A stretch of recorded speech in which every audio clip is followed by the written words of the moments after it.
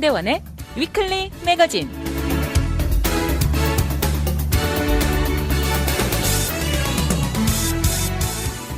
안녕하세요. 위클리 매거진의 문대원입니다. 매일같이 움직이는 행동 범위 지역을 오랜만에 한 번씩 의도적으로 벗어나는 것도 마음의 힐링을 가져다 준다는 것입니다. 오늘날 많은 사회인들이 정해진 지역 안에서 다람쥐 쳇바퀴 돌듯 바삐 살아가면서도 그것으로 인한 스트레스나 어려움을 제대로 인식하지 못하고 지나가는 경우가 너무 많다는 것입니다. 이럴 때 매일같이 정해진 지역을 벗어나기만 해도 마음에 한결 더 신선함을 가져다 준다는 사회학자들의 말도 있을 정도입니다. 앞으로 열심히 살아가면서 정기적으로 똑같은 루틴에서 조금만의 변화를 주어도 얻는 베네핏은 크다는 것입니다. 매일같이 반복되는 똑같은 패턴에서 한 번씩 탈피해 정신적 힐링을 만끽하시기 바랍니다.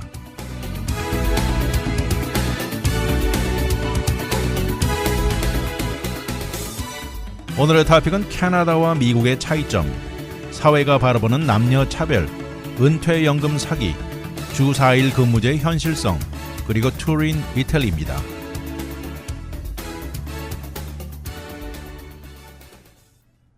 여기 캐나다 한 젊은 남성 이야기입니다. 이 남성은 캐나다의 토론토에서 태어나 성장했는데요. 그러다가 뉴욕으로 이주해 살면서 나름대로 느낀 미국과 캐나다의 삶의 다른 점을 말해서 흥미롭습니다. 사실 뉴욕에 옮겨와서 살면서 실제 커리어를 여기에 쌓은 이 젊은이는 현재 상황으로서는 절대 캐나다로 돌아가지 않는다고 힘주어 말하고 있는데요. 사실 캐나다에서 가장 큰 도시죠. 토론토는 이 최고 그곳의 파이낸셜 허브로 널리 알려지고 인구도 600만 명이 넘는 대형 도시임에도 뉴욕과는 비교도 되지 않는다고 강조합니다. 물론 토론토와 뉴욕시 모두 파이낸스나 로, 미디어, 테크놀로지, 기술 분야 등 커리어에 필요한 것을 제공하는 면에서는 크게 다를 것 없지요. 그런데 여기 종사하면서 받는 보수 면에서는 차이가 너무나 크다는 것입니다. 캐나다 1달러가 미국에서 71센트에 불과합니다.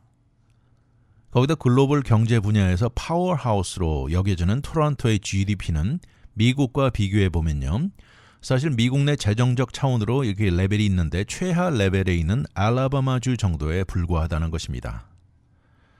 본인이 애초 미국으로 건너오게 된 이유는 교육의 기회 때문이었습니다. 캐나다에서 대학을 다닐 시절 다른 분야 전공에 관심이 많았고 또 노출되고 싶었습니다. 과학이라든가 역사, 문학 분야, 요거저거 샘플 수업을 들어보고 싶었던 이유였는데 그렇지만 이런 다양한 분야의 경험을 추구하는 데는 적합한 대학들이 캐나다에 많지 않다는 것이죠. 그 대신 캐나다에서는 오히려 대학생들이 입학 초기부터 한 분야의 전문성을 갖고 그 분야에 올인하게 만드는 경향이 두드러졌다는 것입니다. 그렇게 해서 18살이 되던 해 토론토를 떠나서 이 메인주에 있는 아주 작은 이 인문대학이죠. 보우딘 칼리지에 유학했습니다.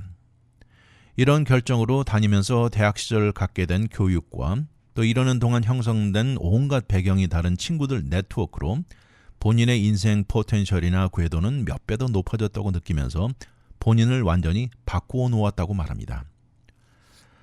대학 졸업 당시 캐나다로 돌아가는 생각은 전혀 들지 않았고요. 저널리즘의 커리어를 추구하게 되었는데 이런 면에서도 토론토는 최고 미디어 캐피털임에도 고용 속도라든지 기회 면에서는 뉴욕시와 비교도 되지 못했다는 것입니다. 또 이런 것은 혁신과 창의력, 이 이노베이션 면에서도 마찬가지였는데 이런 분야의 뉴욕시에 존재하는 수많은 회사들과 이 직업 숫자 면에 토론토는 반도 따라오지 못한다고 얘기했고요. 뉴욕시야말로 글로벌 차원의 스타트업 회사가 전 글로벌에서 2위에 올라있는 도시입니다. 2023년 벤처 투자 기금이 1,800억 달러가 쏟아져 들어온 것이 바로 뉴욕이라고 합니다. 이런 면에 토론토는 전 세계 최대 규모 금융회사들과 자산 관리하는 회사들이 줄줄이 있음에도 여기 리스트의 탑 20 안에도 들지 못한다는 것이죠. 우리가 혁신과 창의력 면에 있어서는 이 캐나다는 한참 뒤처져 있다고 합니다.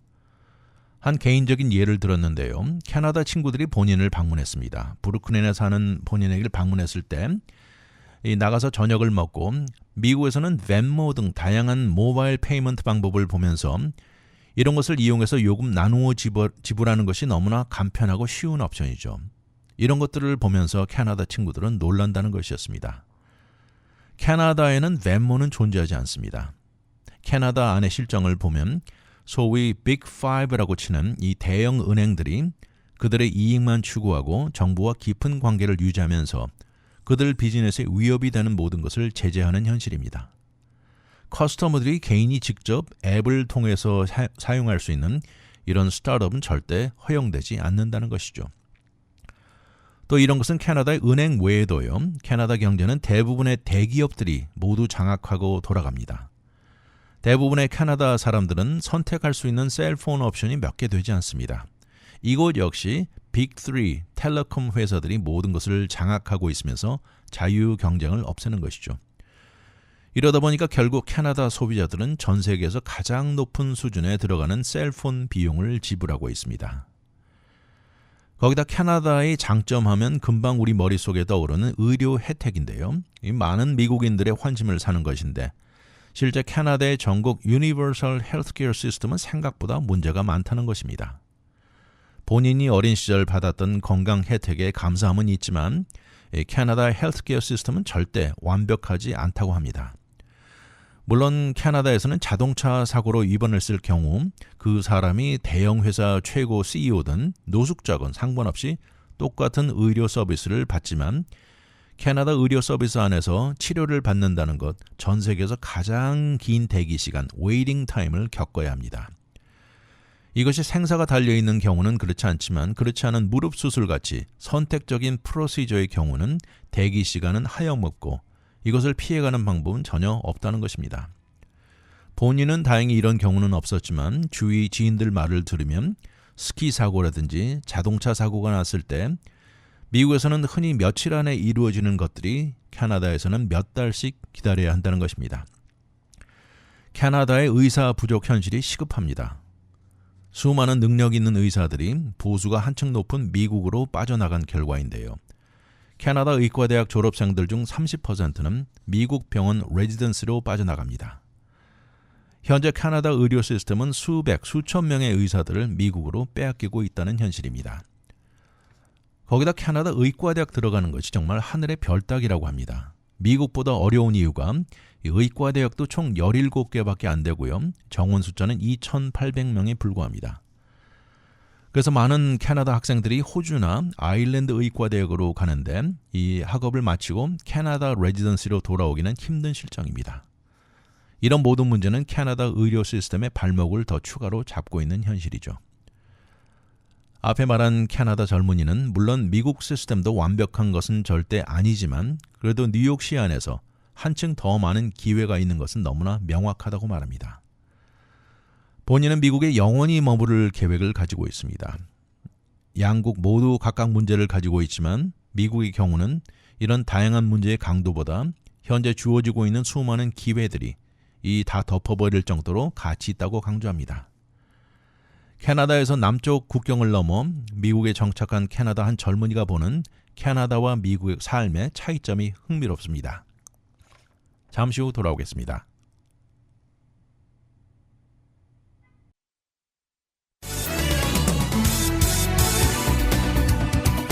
와이드 매거진 문대원의 위클리 매거진.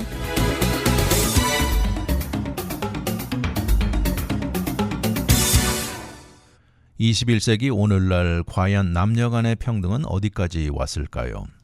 이 모두 파워의 불균등이라고 부르는데요. 남녀 간의 차이는 분명히 존재합니다. 많은 능력을 갖춘 여성의 경우를 보면 그녀의 능력은 인정받지만 그렇다고 본인의 파워를 나타내고 나를 무너뜨릴 적은 없다는 것이 몸에 배어 있고 절대 나는 처벌받지 않을 것이라는 이런 자만감을 갖고 있지는 않죠. 그런데 이렇게 현대사회에 남녀 간의 파워 불균형을 두고 남녀 간에 얼마나 진보를 보았을까 이런 것을 더 생각하게 되는데 생각보다 많은 남성들은 여전히 더 높은 권리와 우월감을 지니고 살아갑니다. 물론 모든 남성들이 이런 것은 아니죠. 아주 겸손하고 상대방을 존경하고 옆에 사람들을 기쁘게 하는 남성들 아주 많습니다. 우리 사회는 이런 남성들을 동료로 삼고 싶어 하고요. 친구가 되기를 원하고 때에 따라서는 로맨틱 파트너로 선호되는 것이죠. 그러나 현대 사회에는 말씀드린 대로 이러함에도 남녀 간의 불균등이 존재합니다. 이런 차이는 우리가 어릴 적부터 시작됩니다.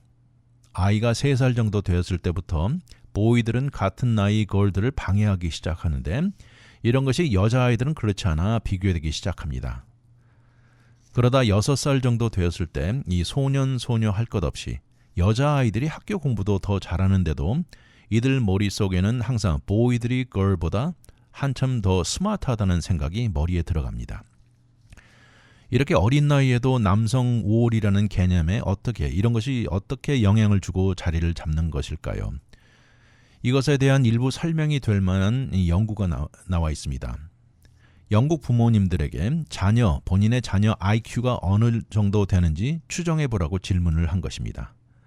사실 이 나이에는 여자애들이 성장이 더 빠르고 발달도 빠르면서 어휘 실력도 더 풍부하고 학교 성적도 더 높은 경우가 많습니다. 이러함에도 부모님들의 답은 놀라웠는데요. 아들의 IQ를 평균 115라고 얘기를 했고 딸의 IQ를 평균 107이라고 답한 것입니다. 이렇게 보이들의 잠재의식 중에 그들이 걸보다 더 스마트하다는 이 잘못된 개념이 마음속에 흡수되면서 성장하는데 놀라운 것은 걸들도 이 똑같은 것을 흡수하면서 성장합니다. 이 같은 연구팀이 성인 남녀가 된 남녀에게 같은 질문을 해봤습니다. 본인 IQ를 한번 estimate 해보라고 물어본 것인데 남성은 본인 IQ를 평균 110점이라고 했고요. 여성은 고작 105라고 답한 것입니다. 근데 실제 IQ의 정확한 분포도를 보면 남녀가 거의 똑같았습니다. 이렇게 남성 우월의 권리는 학교를 다니면서도 더 강조되는데요. 앨리슨 줄스라는 교수가 한 연구가 있습니다. 교실 안에서 일어나는 인터랙션을 분석했는데 이 교실 안에서 선생님들에게서 남학생과 여학생 간의 행동이 다르게 나타난 것입니다. 예를 들어서 보이가 이 질문에 답한 것에 대해서는 칭찬을 하면서 수업 중에 긍정도 기여도를 아주 칭찬을 많이 하면서 여학생의 경우보다 9번 더 했다는 것입니다. 그런가 하면 수업 중에 질문에서도 보이에게 더 질문을 많이 했고 정답을 말했을 때 소녀들보다 한층 더 여러 번 강도 높게 칭찬했다는 것입니다. 결국 교실에서 흔히 보는 장면이 보이들은 목소리 내서 의견 내놓는데 대한 칭찬을 많이 받고요. 걸들은 조용히 앉아서 올바른 행동에 대한 칭찬을 주로 받는 것이었습니다. 이런 환경이다 보니까 보이들 머릿속에는 그들의 견해와 의견이 걸들보다 더 중요하다는 생각이 서서히 자리 잡는 것이죠. 이 분야에 또 다른 이 교육 연구가가 있는데 데이비드 세드컬 교수는 이런 상황을 묘사한 것이 흥미로운데요. 이 교수가 뭐라고 그랬냐면 소녀들은 미소 짓고 조용히 앉아 깔끔하고 청결하면서 선생님이 어려운 것을 질문할 때면 의뢰의 보이에게 미루고 질문이 올 때만 말을 하는 것이 굳어지고 자리 잡힌다 이렇게 말을 했습니다. 이런 현실이다 보니까 수많은 소녀들은 목소리 작아지고 소극적으로 변하고 자신감도 흔들릴 수 있고요. 야망도 뒷전으로 밀릴 수 있다는 지적이죠. 이런 것은 결국 성인이 될 때까지 지속된다는 것입니다. 이런 환경 속에서 성장하다 보니까 생각보다 많은 보이들은 너무나 자신감이 극심할 정도로 커지면서 이런 소위 overconfidence 문제가 이 보이들이 성인 남성이 되었을 때도 더 자주 나타나는 것입니다. 이 overconfidence에 대한 교육 이 연구 결과가 재밌는데요. 이 9개 국가에 걸쳐서 4만 명이 넘는 15살짜리 대상으로 연구가 이루어졌습니다. 질문이 16개의 수학 컨셉트에 대한 문제가 주어졌는데요. 그리고 답은 둘 중에 하나를 택하는 것입니다. 이 컨셉트를 들어본 적이 없다. 또 두 번째는 자세히 알고 있다 등으로 할 수 있겠습니다. 근데 한 가지 트릭은 이 대상 티네이저들에게 알려주지 않았지만 연구팀은 그중에 3가지를 의도적으로 전혀 존재하지도 않는 틀린 가짜 컨셉트를 포함시킨 것입니다. Subjunctive scaling, declarative fraction, proper number. 아주 그냥 듣기에는 그럴싸하죠. 그리고 나서 봤더니 이 9개 국가에 걸쳐 한층 더 많은 보이들이 걸보다 가짜 수학 컨셉트를 잘 알고 있다고 얘기한 것입니다. 이렇게 어린 시절부터 몸의 잠재의식 속에 자리 잡으면서 현대 사회 안에서는 이 sexual harassment, 우월감, 이 권리 등 모든 것이 합쳐져서 사회에 많은 문제에 영향을 미치고 있다는 것입니다. 그리고 이런 것은 사회에 나와서 커리어가 진보되는 과정에 여성들은 남성들로 인해 적절한 대접을 받지 못하고 밀리는 부작용으로 나타난다는 지적이죠. 직장에서 매니저 자리에 승진되는 데 연관된 미국 연구도 있는데요. 이 100명의 남성이 승진되는 데 비교해서 여성의 승진 숫자는 81명으로 나타났습니다. 오늘날 직장에 진입하는 여성의 교육 수준이 남성보다 더 높은 경우가 더 많고요. 이런 숫자적 비교는 오늘날도 존재한다는 것입니다. 거기다 여성이 승진될 기회가 주어질 만한 프로그램들의 숫자적인 감소가 이루어지면서 이것이야말로 겉으로 나타나지 않는 불균등 차별이라는 지적입니다. 현재 하이스쿨이나 대학 레벨에서 소녀들이나 젊은 여성들이 남성들보다 학업 성적이 더 높고 다양한 분야의 보이나 남성들을 능가합니다. 그러나 학교를 졸업하고 사회에 나오면 남녀에 대한 편견을 피할 수 없는 현실이죠. 현대 사회는 신뢰와 자신감에 대해 혼동하고 있다는 지적도 있습니다. 자신감이 철철 넘쳐 흐르고 본인이 얼마나 능력 있는지 목소리 크게 내는 남성을 자신감에 대해서는 겸손하고 조용하면서 실속 있고 한층 더 능력 있는 여성보다 더 선택하고 있다는 것입니다. 우리 사회가 이런 편견을 인식하고 수정하지 않는 한 이런 남녀 간의 간격, 갭을 절대 좁히지 못할 것이라는 지적입니다. 잠시 후 돌아오겠습니다.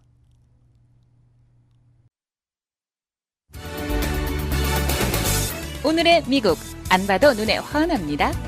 와이드 매거진 문대원의 위클리 매거진.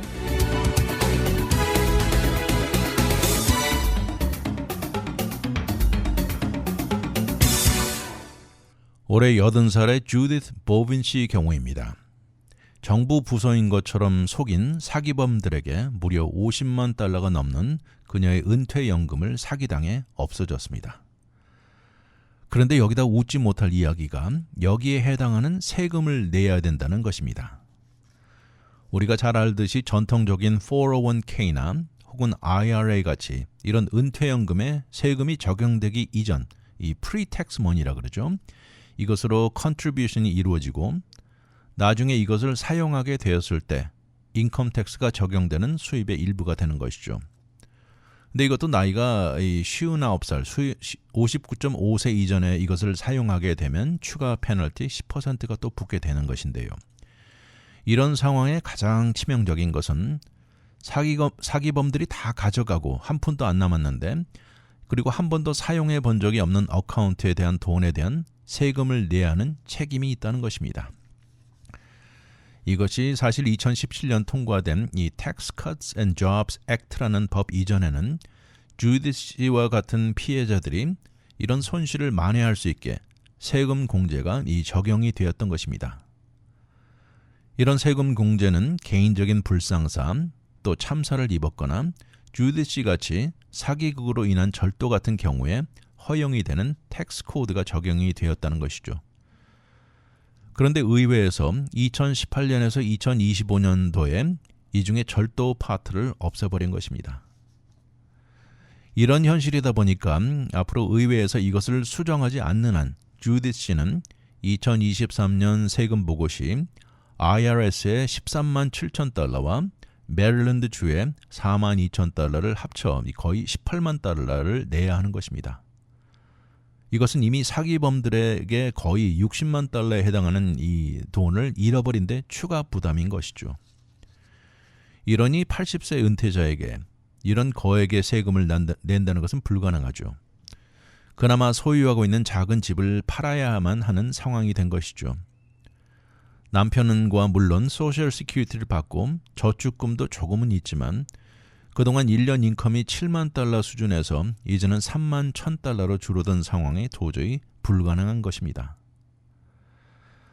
이럴 때 현재 IRS의 세금 탕감 프로그램에 자격이 되는지 타진 중이라고 하는데요. 이것이야말로 연방정부 차원의 Offer in Compromise라는 재정적인 어려움을 겪는 사람들, 이런 사람들에게 빚진 액수보다 낮춰서 합의 보는 그런 프로그램입니다. 근데 이것 자체를 확보하는 것도 절대 쉽지 않습니다. 연방정부는 이 사람의 인컴, 경비, 또 가장 중요한 주택 같은 자산 가치를 따져서 결정하는데 그러면서 그 상당수의 사람들이 거부되는 현실입니다.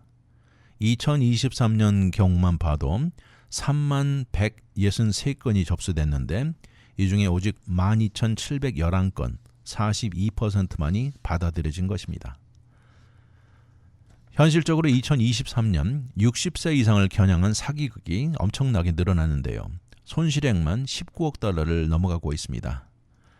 이런 사기 케이스가 엄청나게 증가하는 현실에 주디스 씨와 같은 피해자들을 돕는 움직임은 의회에서 점점 더 멀어져 가면서 이러다 보면 앞으로 손실액은 100억 달러를 넘어갈 걸 예측하게 만들고 있는 상황입니다.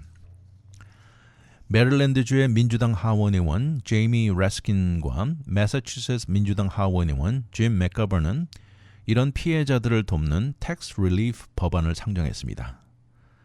그리고 이전에 있었던 세금 공제 혜택을 복귀할 것을 노력 중인데요. 모두 의회에서 어떤 진전도 이루어지지 못하고 있는 실정입니다. 레스킨 의원은 말합니다. 이번 케이스 같은 예를 들면서 미국 새 법상 평생 일해서 60만 달러를 저축한 사람이 사기범들에게 도둑질 당한 케이스에 그 액수를 세금 공제 받아야 하는 것은 당연한 일이다 이렇게 말을 하죠. 그러면서 공화당 의원들이 추구하는 부유층이나 대기업들의 절세 방법은 모두 동원하면서 일반 시민들의 불행히도 이 사기범들에게 도둑당한 액수는 공제되지 않는다는 것은 말도 나오지 않는다 이렇게 비난합니다. 사실 이것을 두고 트럼프 당선자는 2017년 정해진 세법이 지속되도록 연장할 것이라고 이미 말했죠. 그런가 하면 은퇴자들의 대변인 격인 AARP라는 단체가 있죠. 비영리 단체인데 2017년 통과된 법을 되돌릴 것을 강조하지만 이것도 의회에서 제자리 걸음이거나 거의 중단된 상태라고 비난하고 있습니다. AARP의 시니어 바이스 프레지던트인 빌 스위니 씨는 누군가에게 범죄가 일어나고 50만 달러가 넘어가는 거액이 사라졌음에도 IRS는 집 앞에 버젓이 나타나 당신의 401k가 사라졌으니 내야 할 세금을 내라고 주장하는 것이라고 말합니다. 이것은 도저히 미국에서 일어난다는 것이 믿어지지 않고 말이 나오지 않는다 이렇게 말합니다. 스위니 씨는 미 의회는 주디스 씨 같은 피해자들을 직접 만나고 직접 말을 듣고 귀를 기울여야 한다고 강조하면서요. 이런 것이 정부가 할 수 없다는 것은 절대 받아들일 수 없다면서 절대 변해야 한다 이렇게 강조합니다. 여기다 더 황당한 것은요. 이런 사기 케이스에 이렇게 이유야 무엇이 되었던 돈이 인출된 것이 IRS는 인컴으로 본다는 것입니다. 이러면서 피해자가 1년 그로스 인컴이 합쳐지게 되는데 이렇게 인컴 레벨이 어느 정도 더 높아지면 노년층의 메디케어 비용이 높아지고요. 더 나아가 혹시 메디케이드나 주택보조, 다양한 추가 프로그램에서 제외되는 결과를 가져올 수 있다는 것이죠. 스위니 씨가 강조합니다. 이런 사람들은 법을 어기는 사람들도 아니고 분별 없는 사람들이 절대 아니라고 주장하면서 평생 수십 년간 열심히 일해서 안전하고 편안한 은퇴를 꿈꿔왔던 평범한 사람들이라고 하면서 이제는 잃어버린 것을 도저히 찾을 수도 없는 어려운 상황에 처한 사람들이라고 말하고 있습니다. 절대적으로 이런 공경을 탈출할 수 있게 해줘야 한다 이렇게 강조합니다. 본인 주디스 역시 이것은 완전 부당한 것이라고 강조하면서요. 사기극을 당한 것처럼 현재 미국 세법 시스템도 똑같은 사기라고 말합니다.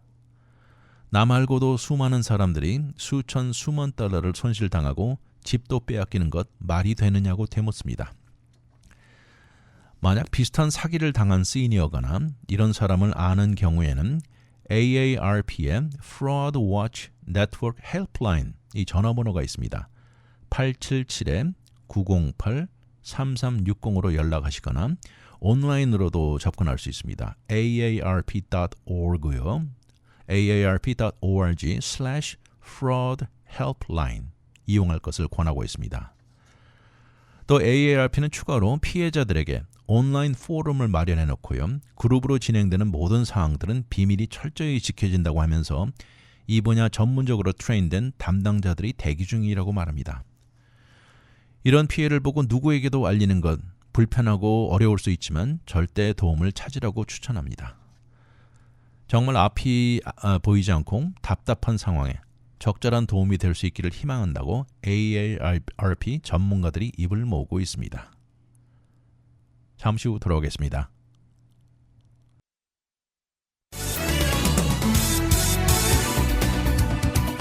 와이드 매거진 문대원의 위클리 매거진.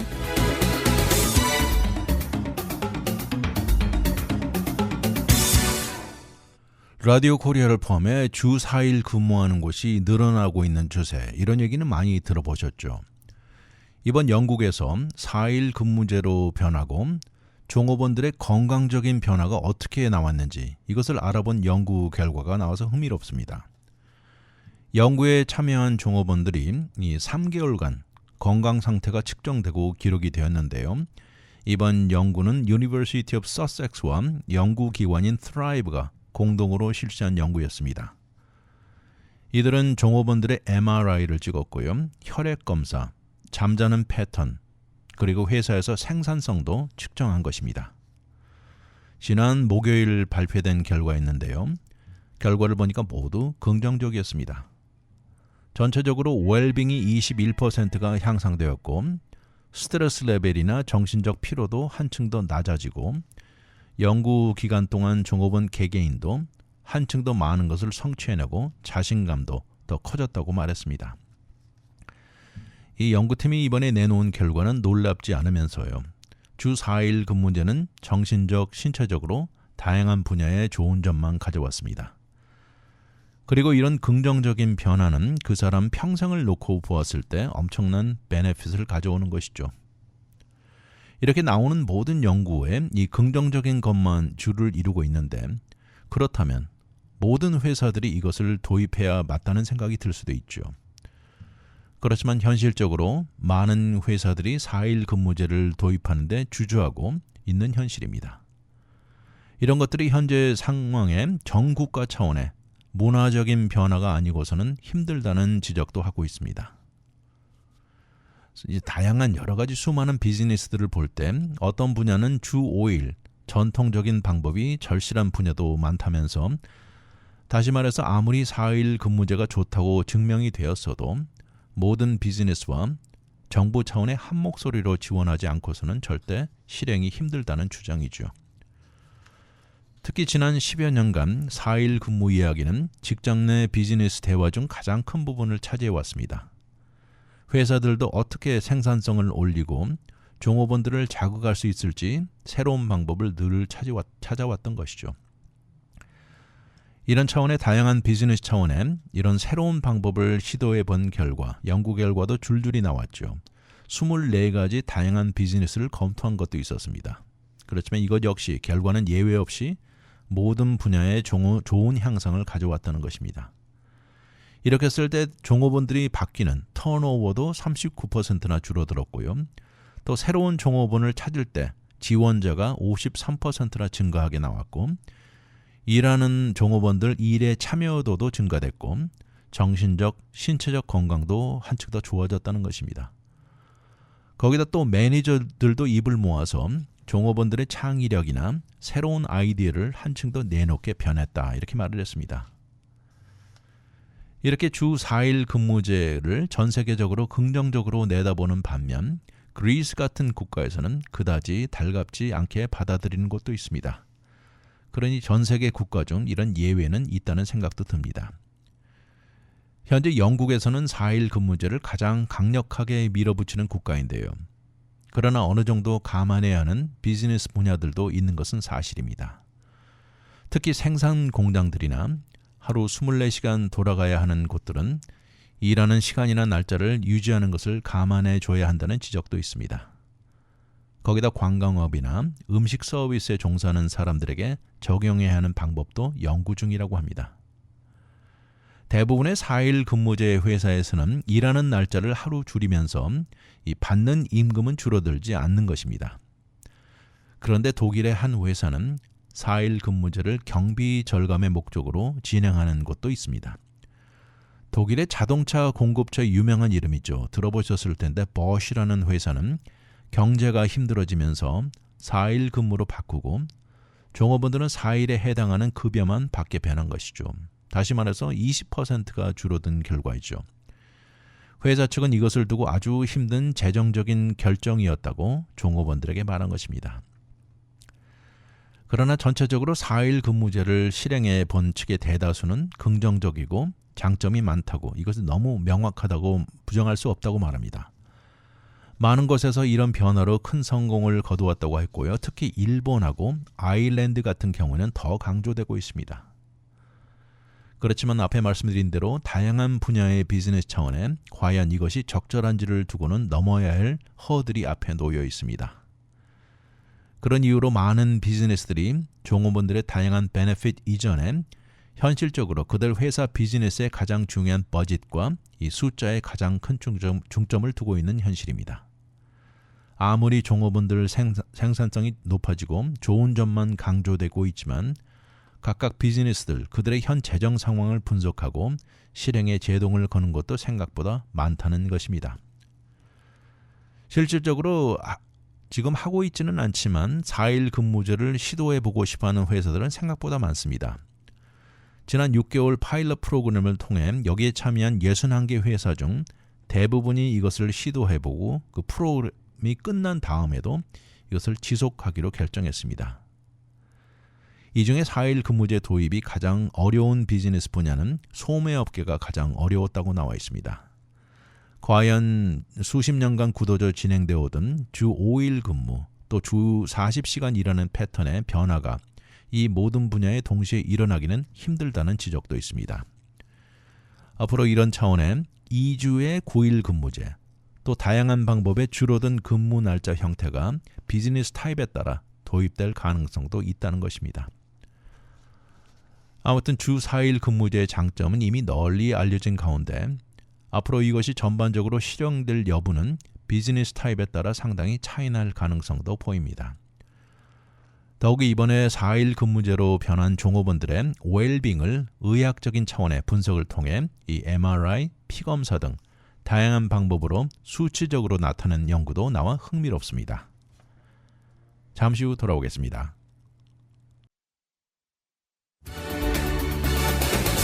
오늘의 미국 안 봐도 눈에 환합니다.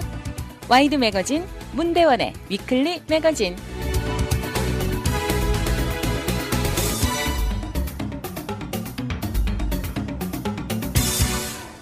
우리 주위에 해외 관광 좋아하시는 분들 많으시죠. 매년 전 세계 관광에 이 국가 중 이태리는 정말 최고 인기 국가 중 한 곳이죠. 미국인들 엄청나게 갑니다. 특히 여름 피크 시즌에는 미국 곳곳에서 몰려든 관광객들, 이태리의 롬, 플로렌스, 아말피 코스트 등 이런 곳을 빽빽이 찾아서요. 인스타그램에 많은 사진을 올리곤 하죠. 그런데 이렇게 사람들 입에 많이 오르내리지 않는 곳이 있는데요. 바로 도시 중에 이름이 투린입니다. 투린. 이태리어로 토리노라고 부르는 곳인데 이곳 상당히 볼 것이 많고 아름답습니다. 이태리 북서쪽의 끝에 피드먼트 지역의 캐피털 도시라고 하는데요. 이것은 심지어 19세기 통일된 이태리 영국 킹덤의 초대 수도였기도 한 곳입니다. 투린을 방문한 관광객은 아름답고 멋있는 산 경치를 즐길 수 있고요. 또 곳곳 이곳저곳에 위치해 있는 수많은 궁전들과 박물관은 세계적 수준을 유지하고 있습니다. 이곳 역시 막거리가 아주 다양한데요. 정말 다양하고 엄청난 숫자의 식당들이 즐비하고 있습니다. 이 케이블의 푸드 앤 트래블 쇼에 나와 있는 이 스탠리 투치의 Searching for Italy도 나오는 곳인데요. 이것은 토리노라 그러면 더 잘 들어보셨을 겁니다. 2006년 동계 올림픽이 개최된 곳이면서 그래서 그런지 스포츠나 역사를 좋아하는 사람들에게도 좋은 장소라는 추천입니다. 이러함에도 토리노는 다른 유명한 장소들 그림자에 가려진 것도 사실입니다. 그렇지만 최근 이곳을 다녀온 여행 전문가는 크게 추천하면서 아름다움과 로컬 사람들의 뜨거운 환영이 피부로 느껴졌다고 말을 한 것입니다. 이 여행가는 이 여러 명의 친구들과 함께 갔다고 하는데요. 그래서 에어비앤비로 너무 좋았다고 말합니다. 미니 플라자 바로 옆에 있는 위치를 잡았는데 3층으로 구성된 아파트먼트에 머물렀습니다. 멋있고 고전풍나는 벽지가 인상적이었고 가구들도 이태리 맛을 느낄 수 있게 해주었다 이렇게 표현합니다. 그런데 만약 본인이 호텔을 선호하는 사람이라면 상당히 많은 옵션이 있다고 하는데요. 이 도시 시티 중앙에 위치한 The Turin Palace 호텔이 막 리모델링을 마치고 좋은 옵션이라고 나와 있고요. 또 거기서 가까이 위치한 그랜드 호텔도 역사적인 분위기에 미슐린 스타를 받은 식당이 안에 위치해 있습니다. 그렇지만 꼭 이렇게 비싼 좋은 식당 외에도 곳곳에 아주 캐주얼한 피자리아들이 있으면서 다양한 음식 옵션이 있습니다. 음식 하면은 정말 이태리 하면 음식인데 전 세계적으로 유명하죠. 그런데 이 지역 이태리 음식이 입맛을 돋구었다면서 피드먼트 지역의 타자린을 꼭 시도해 보라고 나와 있습니다. 이곳에서 가장 추천하고 싶은 식당으로 트레이 갈리라는 식당을 들었는데 이곳이 넘버원이고요. 그 다음으로 오스테리아 알테글리아리 등 많은 곳을 즐겼습니다. 또 스파시오 7, 피올라 데 치안치를 최고로 추천하고 싶다고 적어놨습니다. 또 이 지역, 피드먼트 지역에 이름 있는 와인 종류가 있는데요. 이 바롤로라는 와인 종류하고 바롤로, 발바레스코 이 두 가지를 추천하고 있습니다. 이 두 가지 와인 모두 많은 요리와 궁합이 잘 맞았다고 이렇게 나와 있습니다. 또 이곳 특유의 유명한 드링크가 있는데 비세린이라고 부릅니다. 비세린이라는 것인데 이것은 커피와 초콜릿, 우유를 섞어 만든 것인데 이것도 본인이 원한다면 알코올을 넣는 옵션도 있습니다. 기막힌 전경을 둘러보면서 이 드링크 한 잔 정말 추억거리였다 이렇게 말을 합니다. 이곳에서 할 수 있는 다양한 활동들로 취에세사 디 산타 마리아 꼭대기까지 하이킹을 올라가 도시를 한눈에 볼 수 있는 장소이고요. 이곳의 바로크 스타일 교회도 방문할 충분한 가치가 있다고 합니다. 또 황실 역사에 관심이 있는 분이라면 조금 떨어진 유명한 바실리카 데 수페르가가 좋은 옵션이고요. 도시 바깥에 위치한 라 베나리아 레알레 거대한 궁전인데 이것은 유네스코 월드 헤리티지 사이트로 정해진 곳입니다.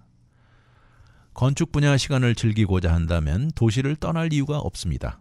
도시 내 거의 모든 것이 작품 같다고 말을 하면서 피아자 산카를로, 피아자 카스텔로 등 이 리스트는 끝도 없습니다.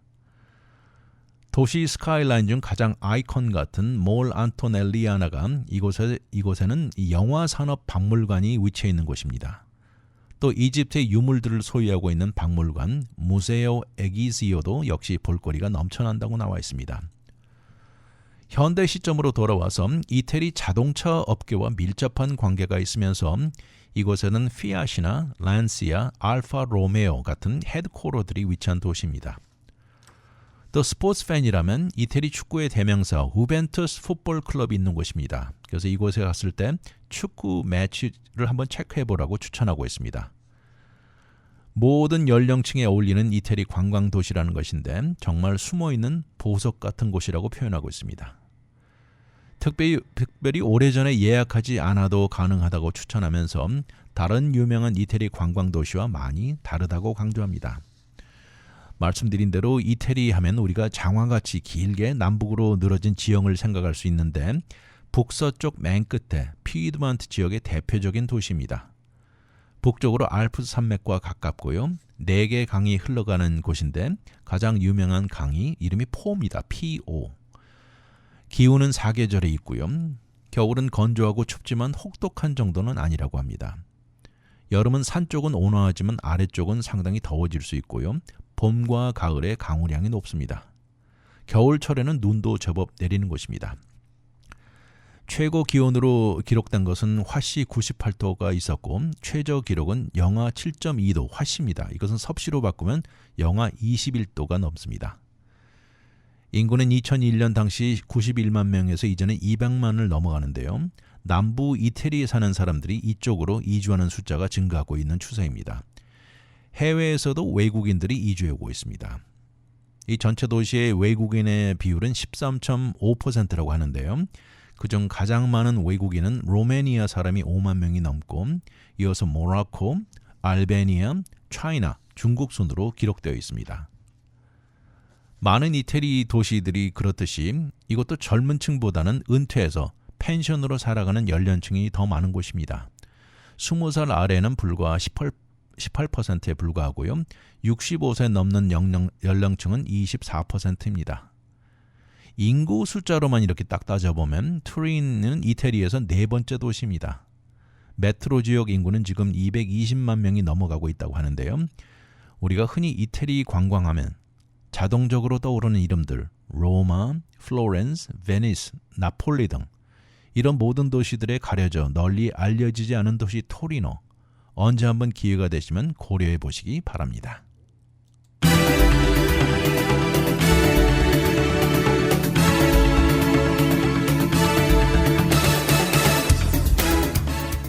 유럽 여행하면 흔히 듣는 유명한 이름들에서 벗어나 생각보다 아름다운 곳이 많다는 생각이 드는 도시입니다. 예전 동계올림픽 개최지로 이태리 토리노가 기억나는 곳입니다. 오래된 역사와 이태리 전통의 기막힌 건축물들은 여기도 예외는 아닙니다. 거기다 이어지는 지방 특유의 음식은 그렇지 않아도 전 세계 관광객들 입맛을 사로잡는 이태리 음식에 추가의 경험을 준다는 것입니다. 유명한 로마의 컬러시움이나 베니스, 그리고 피렌체라 부르는 플로렌스의 멋있는 장소는 관광객으로 넘쳐납니다. 이런 것을 이미 다녀오신 분이라면 다음 이태리 여행에 토리노, 투린을 한번 가보시는 것도 좋은 옵션이라는 생각입니다. 유럽 관광은 동양 문화에서 성장한 우리들에게 아주 색다른 경험을 하게 해줍니다. 위클리 매거진은 인터넷을 통해 다시 들을 수 있습니다. radiokorea.com에 들어와 다시 듣기를 누르시고 편안한 시간에 들으십시오. 또한 위클리 매거진을 유튜브에 들어와 RKTV 1540을 통해서도 들을 수 있습니다. 지금까지 위클리 매거진 진행의 문대원이었습니다. 감사합니다.